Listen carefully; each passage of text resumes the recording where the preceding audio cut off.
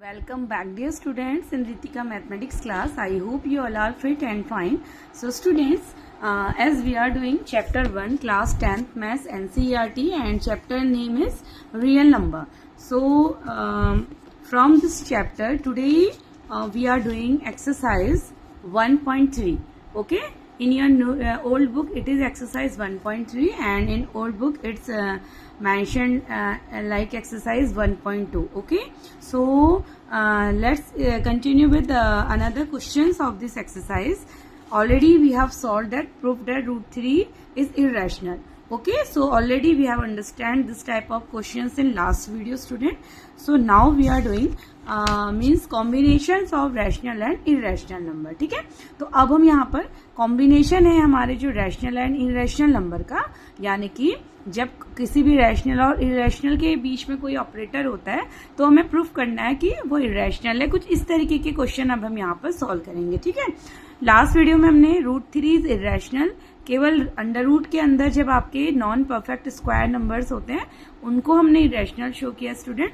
अब यहाँ पर हम देखेंगे कि शो कीजिए 5 माइनस रूट 3, यानी कि कॉम्बिनेशन ऑफ रैशनल इरेशनल पे बेस्ड क्वेश्चन हमारे यहाँ पर आ जाते हैं. ठीक है, तो इस तरीके से पूरी एक्सरसाइज हमारी इसी पे बेस्ड है. 3 क्वेश्चंस टोटल इस एक्सरसाइज के हैं. फर्स्ट क्वेश्चन जैसे रूट 5 इरेशनल है तो इसका मैंने आपको रूट 2 एंड रूट 3 के लिए करवाया हुआ है स्टूडेंट, मेथड ऑफ कॉन्ट्राडिक्शन का यूज करते हुए. स्टेटमेंट सेम है, बस आपको नंबर को चेंज करते हुए लेना है अपना प्रोसीजर. ठीक है, अब second question prove that 3 + 2 root 5 irrational. तो चलते हैं अब हम यहाँ पर सेकंड क्वेश्चन के लिए. उससे पहले हम एग्जाम्पल को समझेंगे एंड उससे भी पहले स्टूडेंट मैं आपको कुछ इंपॉर्टेंट पॉइंट, जब कॉम्बिनेशन ऑफ रैशनल और इरेशनल नंबर होते हैं तो उसके कुछ पॉइंट्स मैं आपको यहाँ पर बताने वाली हूँ. ठीक है, तो सम इम्पोर्टेंट पॉइंट्स हमारे हैं, सम इम्पोर्टेंट पॉइंट्स या आपने 9th क्लास में भी पढ़े हुए हैं स्टूडेंट. फर्स्ट पॉइंट क्या होता है, रैशनल और इरेशनल नंबर्स को लेके अगर आप किसी भी रैशनल नंबर पे ऐड करते हैं इरेशनल नंबर को तो आपको मिलता है इरेशनल नंबर.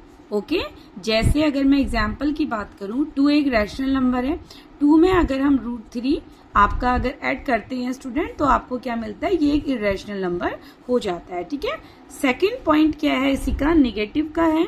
अगर हम रैशनल में इरेशनल को माइनस करते हैं स्टूडेंट, रैशनल में से इरेशनल नंबर को अगर माइनस किया जाता है then again you will get irrational number. जैसे सेम एग्जांपल में अगर ले लूं तो ये भी क्या हो जाएगा, इरेशनल नंबर. ठीक है, तो इसको आप नोट डाउन कर लीजिएगा अपनी नोट कॉपी में. उसके बाद एडिशन में आ जाते हैं. अगर देखिए रैशनल है, अगर आप इरेशनल में ऐड करते हैं रैशनल नंबर को then you will get irrational number, यानी कि अगर इरेशनल इंक्लूड है तो नंबर आपको इरेशनल ही मिलेगा. ये एग्जाम्पल में ले लेते हैं, अगर रूट 3 + 2 कर लें, एक ही बात है स्टूडेंट. ठीक है, एक ही बात है. ऐसे ही फोर्थ हम ले लेते हैं, अगर इरेशनल में से रैशनल को माइनस किया जा रहा है तो भी आपको मिलेगा इरेशनल नंबर, जैसे रूट 3 - 2. ठीक है, ये मैं आपको एग्जाम्पल के लिए समझा दे रही हूँ, बाकी इसी तरीके से आप डिजिट कोई भी यहाँ पर आपको मिल सकती है. ठीक है, अब फिफ्थ हम आ जाते हैं, जब एक रैशनल नंबर का मल्टीप्लाई होता है इरेशनल नंबर के साथ, तो जल्दी से आंसर कीजिए कि क्या मिल जाएगा हमें.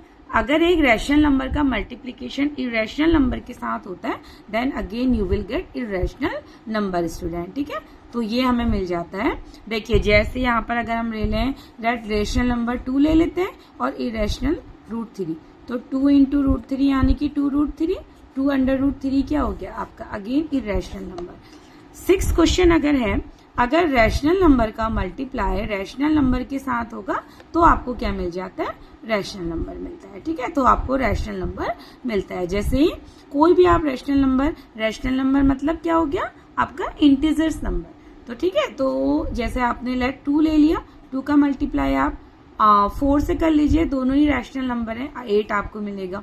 ठीक है, और ऐसे ही 5 ले लीजिए, 5 का 3 से कर लीजिए 15, तो अगेन आपको क्या मिल रहा है स्टूडेंट, रैशनल नंबर्स ही मिलती हैं. 7th देखते हैं, आप बताइए, जब इरेशनल नंबर का इरेशनल नंबर के साथ मल्टीप्लाई किया जाता है तो आपको क्या मिलता है? अब बच्चों के मोस्टली आंसर यहाँ पर आते हैं कि इरेशनल नंबर ही मिलता है, बट ऐसा नहीं है स्टूडेंट। इस केस में आपको रैशनल नंबर मिलता है, ठीक है। रैशनल भी मिल सकता है and in some cases you will get irrational, यानी कि रैशनल भी मिल सकता है, इरेशनल भी मिल सकता है। जैसे रैशनल का देखते हैं एग्जाम्पल। अगर मैंने एक इरेशनल नंबर √3 ले लिया, ठीक है। अगर मैं दोनों, अगर ये नंबर सेम है, √3 का अगर आप √3 से मल्टीप्लाई करेंगे, दोनों इरेशनल नंबर है, तो मल्टीप्लीकेशन के बाद √3 इंटू √3 आपको क्या देगा? 3 दे देगा। एंड 3 क्या है स्टूडेंट? ये हो गया आपका रैशनल नंबर। ओके, 3 क्या हो गया? Rational number. अगर यहाँ पर हम एग्जाम्पल चेंज कर लेते हैं, अब देखिए इरेशनल कौन से केस में मिलेगा। अगर मैं एग्जाम्पल, अगर मैंने एक ले लिया √3, दूसरा मैंने नंबर ले लिया √5, √3 एंड √5 मैंने ले लिया, देन यू विल गेट √15, ठीक है। और √15 क्या है? देखिए नॉन परफेक्ट स्क्वायर नंबर आ गया ये, तो ये आपका क्या हो गया? Irrational number. √15 आपका होता है इरेशनल नंबर, ठीक है। तो आपको इस तरीके से, तो जब आप किसी भी इरेशनल का मल्टीप्लाई इरेशनल नंबर के साथ करते हैं स्टूडेंट, तो आपको रैशनल नंबर भी मिल सकता है या आपको इरेशनल नंबर भी मिल सकता है, ठीक है। और रैशनल नंबर यानी कि √3 इंटू √3, ठीक है। तो यहाँ इस कंडीशन में रैशनल मिला। जब आपके नंबर क्या है? अलग अलग हैं, चेंज हैं, डिफरेंट हैं, तो आपको मिल गया √15। ऐसे ही आप बहुत सारे एग्जाम्पल्स यहाँ पर ले सकते हैं और इस केस में आपको इरेशनल नंबर मिलेगा स्टूडेंट, ठीक है। तो बस अब इसी कॉम्बिनेशन पे बेस्ड हमारे ये क्वेश्चंस यहाँ पर बनती है। जैसे अब आपको एग्जाम्पल नंबर 10 है आपका, show that 5 minus √3 is irrational, ठीक है। अब ये तो मैंने आपको बता दिया, जब एक रैशनल नंबर 5 क्या है यहाँ पर? 5 इज रैशनल नंबर और √3 क्या है आपका? Irrational number. तो रैशनल में से जब आप इरेशनल को माइनस करते हैं देन आपको इरेशनल नंबर मिलता है। तो ये स्टेटमेंट, ठीक है, रैशनल में से इरेशनल को माइनस करने पर इरेशनल नंबर आपको मिलता है। तो ये इस तरीके का एग्जाम्पल, तो वही चीज हमें यहाँ पर अब स्टेटमेंट के थ्रू हमको प्रूफ करनी है स्टूडेंट, ठीक है। तो यहाँ पर भी हम क्या लेते हैं? तो इसमें भी हम एक कॉन्ट्राडिक्शन मेथड्स का यूज करते हैं स्टूडेंट, ठीक है। तो हमें इरेशनल प्रूफ करना है, तो हम यहाँ पर क्या लेते हुए चलेंगे कि नंबर ये क्या है हमारा? रैशनल, ठीक है। तो let us assume to the contrary that 5 minus √3 क्या है? एक रैशनल नंबर है। हम क्या अज्यूम कर रहे हैं कि गिवन नंबर क्या है? रैशनल नंबर है, ठीक है। क्योंकि यहाँ पर ये रूट के अंदर नॉन परफेक्ट स्क्वायर का एक नंबर है और इसके लिए √3 के लिए इरेशनलिटी हमने ऑलरेडी पहले प्रूफ की हुई है स्टूडेंट, ठीक है। तो जो हमने √3 के लिए की है, ठीक है, √3 के लिए इरेशनलिटी हमने प्रूफ की हुई है, तो बस वही तरीका हमें इस कॉम्बिनेशन के लिए भी यूज करना होता है। तो let us assume to the contrary that 5 minus √3 is rational number. अगर ये रैशनल नंबर है तो हम क्या कर लेंगे? इसको हम P/Q की फॉर्म में शो कर सकते हैं स्टूडेंट, ठीक है। अब मैंने आपको बहुत डिटेल में ये बात समझा दी है, लास्ट वीडियो में भी मैंने आपको समझाई हुई है स्टूडेंट। आप अगर ले रहे हैं कि 5 माइनस √3 हम लेट कर रहे हैं, 5 माइनस √3 इज रैशनल नंबर, तो इसका मतलब 5 माइनस √3 को हम P/Q की फॉर्म में रिप्रेजेंट कर सकते हैं, where Q does not equal to 0 होना चाहिए, ठीक है। Q होना चाहिए, डिनोमिनेटर कभी भी 0 नहीं हो सकता, अदरवाइज फॉर्म क्या हो जाती है? Not defined. तो इसलिए हमेशा एक कंडीशन होती है कि Q 0 नहीं होगा, बाकी कोई भी नंबर इंटीजर हो जाएगा, ठीक है, 0 के अलावा। तो अगर 5 माइनस √3 रैशनल है स्टूडेंट, तो ये P/Q की फॉर्म में शो किया जा सकता है। अब आप दो चीजें यहाँ पर हैं, अगर आप P/Q को क्या ले सकते हैं? सिंपलेस्ट फॉर्म में ले रहे हैं।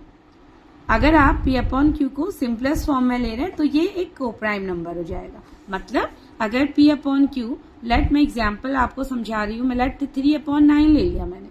अब इनकी सिंपलेस्ट फॉर्म क्या हो जाएगी स्टूडेंट?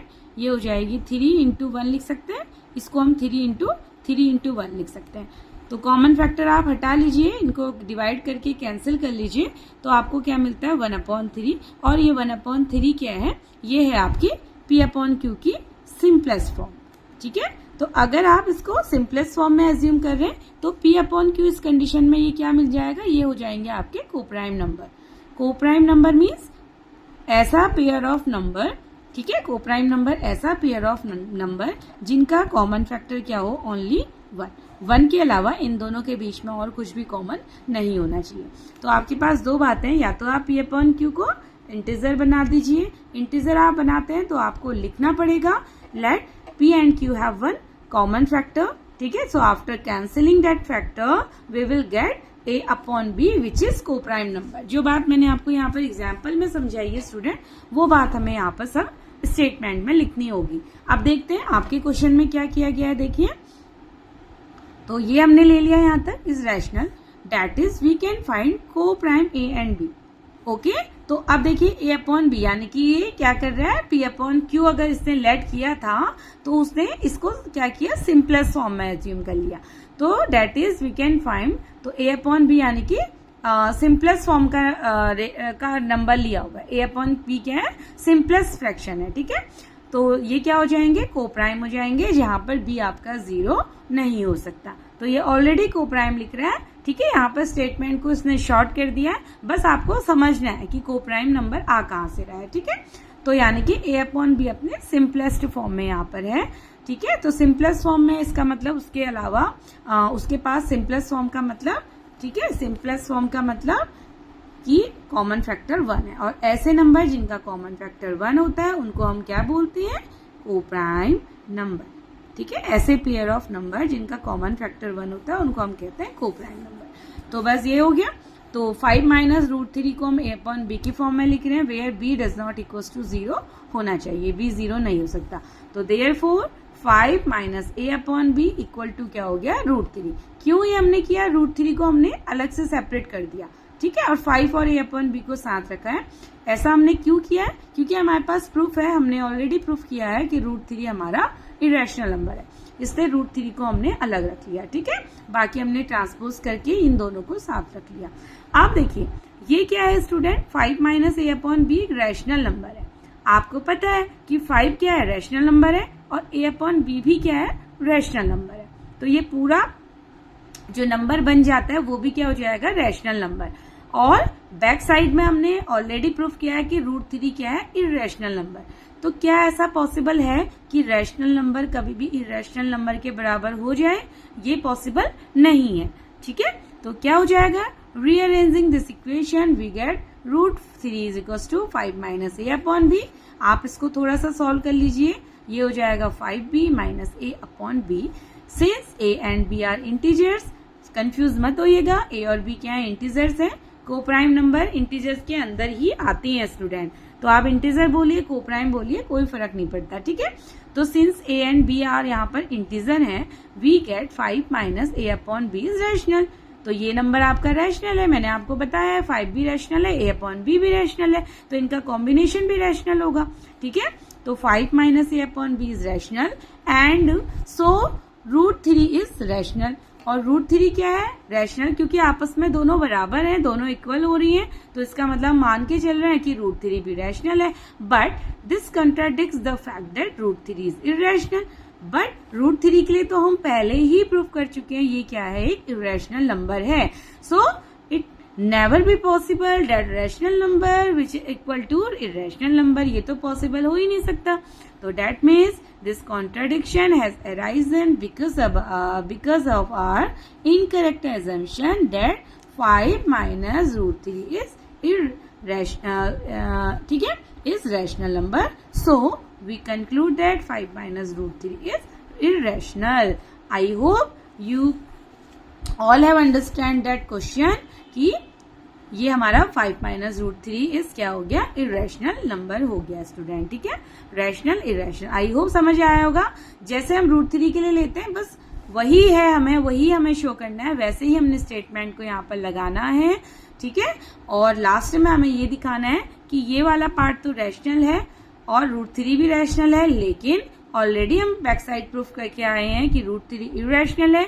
तो ऐसा पॉसिबल नहीं है कि रैशनल और इरेशनल नंबर आपस में इक्वल हो जाए, ठीक है। तो इसलिए हमारा जो हमने एज्यूम किया था कि 5 - √3 रैशनल है, वो हमने रॉन्ग एज्यूम कर लिया था। तो इसका मतलब 5 - √3 हमारा इरेशनल नंबर हो जाता है स्टूडेंट। बस स्टेटमेंट का खेल है, आपको ये स्टेटमेंट पे अच्छी प्रैक्टिस कर लेनी है, ठीक है। समझना है पहले क्वेश्चन को एंड देन आप अपने स्टेटमेंट अपने अकॉर्डिंग भी आप लिख सकते हैं, वो सही होना चाहिए। जरूरी नहीं है कि आप डिक्टो आप बुक की कॉपी या बुक की लैंग्वेज को आप यहाँ पर कॉपी करें स्टूडेंट, ठीक है। आपको अगर अंडरस्टैंड होता है क्वेश्चन तो आप बस अपनी अंडरस्टैंडिंग के अकॉर्डिंग बस सही स्टेटमेंट आप लिख दीजिए and definitely you will get marks on it, ठीक है। तो ये हमारा यहाँ तक क्वेश्चन था।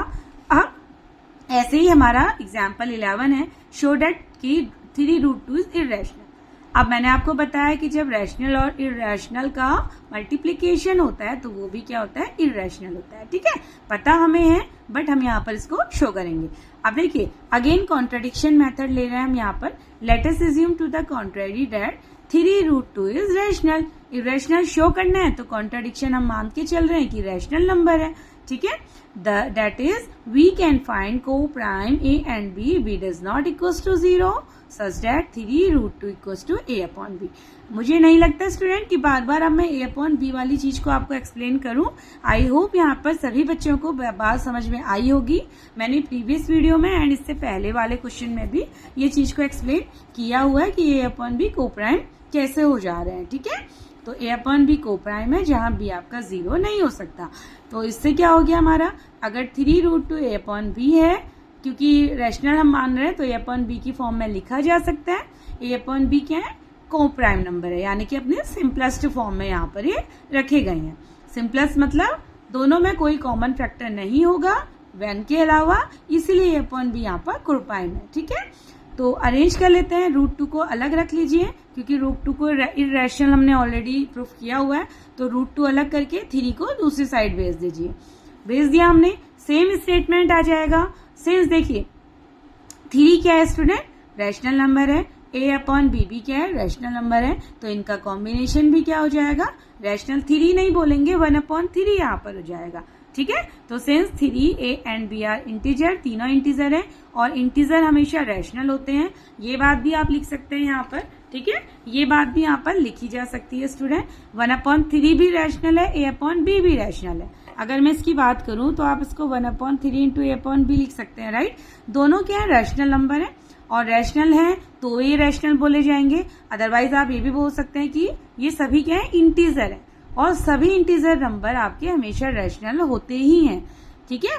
तो ये क्या हो गया, रैशनल। और इसका मतलब अगर ये √2 इनके इक्वल है तो √2 भी क्या हो रहा होगा, रैशनल।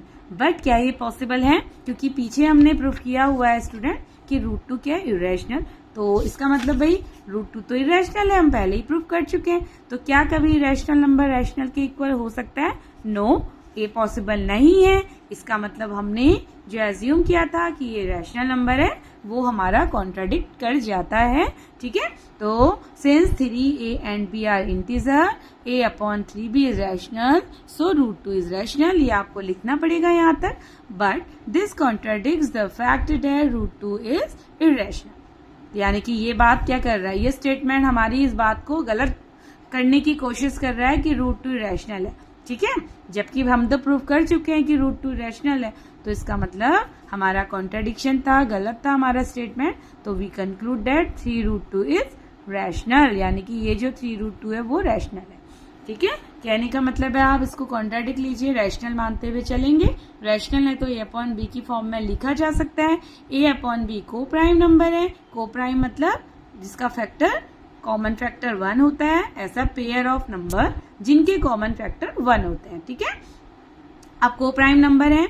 दूसरी बात क्या है स्टूडेंट, कई बच्चे कंफ्यूज होते हैं कि को-प्राइम में केवल क्या प्राइम नंबर ही लिए जा सकते हैं, क्या को-प्राइम नंबर के अंदर केवल जैसे पेयर अगर आपको लेना है तो क्या आप पेयर में केवल 2, 3 यानी कि क्या प्राइम नंबर्स को ही आप लेते हैं जिनका कॉमन फैक्टर क्या हो, 1 हो, ऐसा नहीं है। अगर हम 3 और 4 के बीच में भी देखते हैं तो इनका एचसीएफ भी आपको क्या मिलेगा, 1 मिलेगा। 4 क्या है, कंपोजिट नंबर है, ठीक है। 4 क्या है, कंपोजिट नंबर है, इसका भी आपको एचसीएफ 1 मिलेगा स्टूडेंट। तो इसलिए ऐसा कंफ्यूज ना हो कि यहाँ पर केवल प्राइम ही लिए जा सकते हैं, नहीं, कोई भी आप प्राइम कंपोजिट में भी कॉमन फैक्टर 1 हो सकता है, ओके। तो बस ये छोटी सी बात थी। तो बस A अपॉन B यहाँ पर को-प्राइम है, को-प्राइम मतलब जिनका कॉमन फैक्टर 1 है।